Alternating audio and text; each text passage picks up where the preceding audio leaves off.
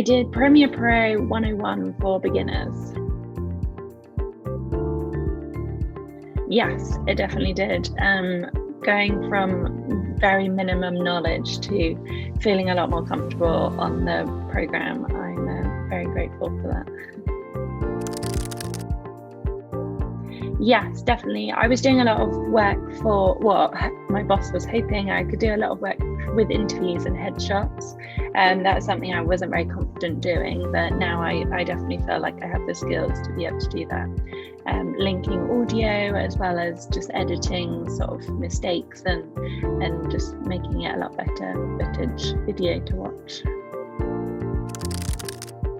Yes, he was very good. He was very patient and very clear. He went through at a good pace, so it was easy to follow.